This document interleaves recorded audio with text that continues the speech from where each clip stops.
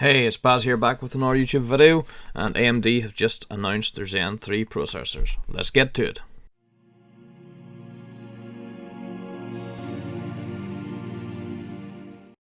I'm just after watching the AMD event where they announced the new Zen 3 processors, and they had announced 4 different SKUs and obviously the price and the release date as well. So they had announced the 5600X, the 5800X, and the 5900X, and the 5950 XT, should I say. Now, I only thought they were going to announce the 3 lower end SKUs, but they also announced the higher end one as well. They have a performance gain of IPC of 19%. They have increased the clocks a wee bit higher as well.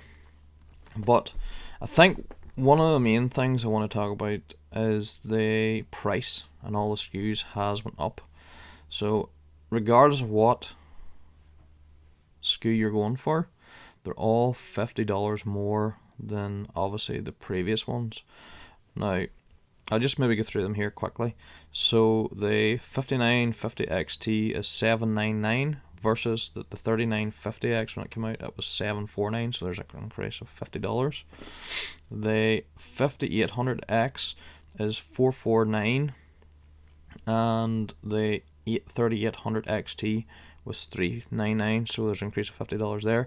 But the problem I have with this one is that most people were going for the 3700X, and it released at $329, so that's an increase of $120.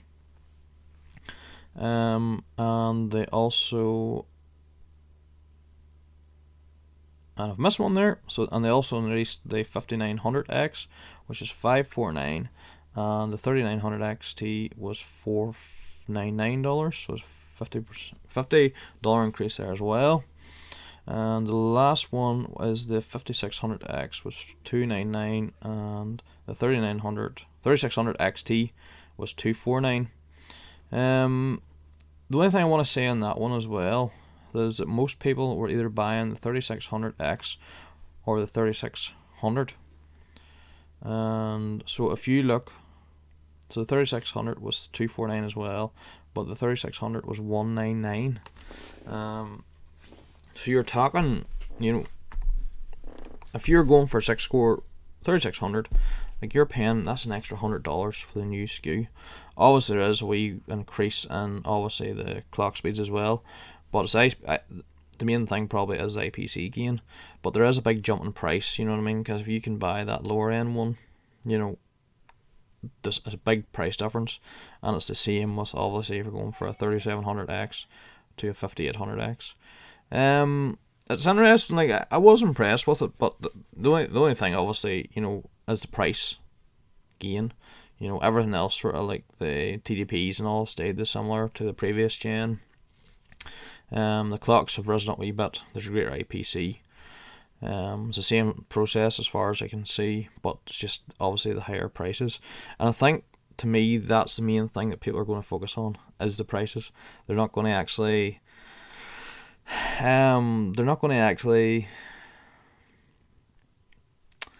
sorry, doing this off my bat here just because I've just sort of watched it there recently. I just want to sort of talk about it. They're going to focus more on the price rather than the performance gain. Personally, I think they probably should have kept it around the same price as before. Not sure if they'd have done, if you look at the 5800X, should they have done a 5700X as well to give people an option? Or is this just them trying to, keep that price a wee bit higher? I would say it's probably to keep the price higher. And I think as well, they're trying to push people up going for the higher end SKUs rather than going for like obviously the Ryzen 5 5600X, because obviously the price there as well.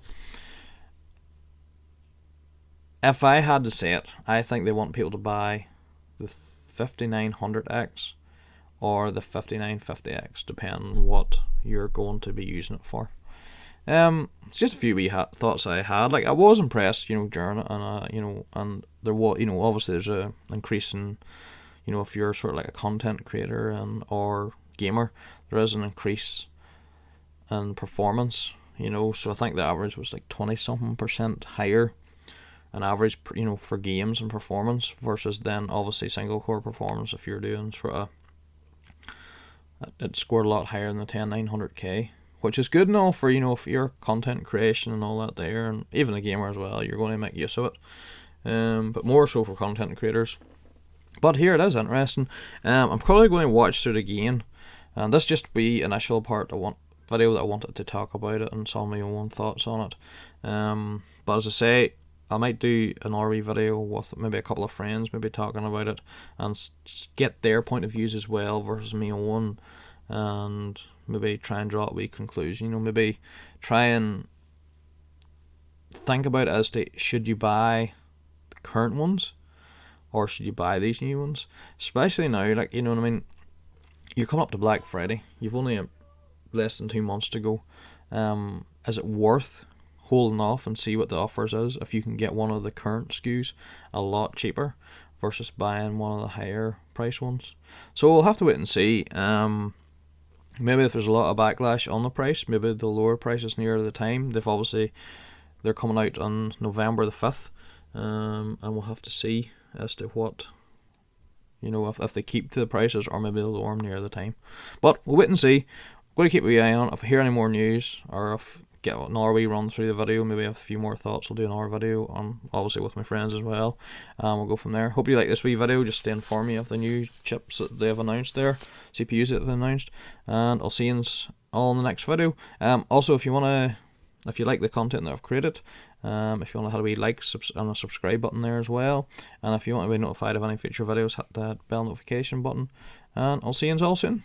See you later. Bye.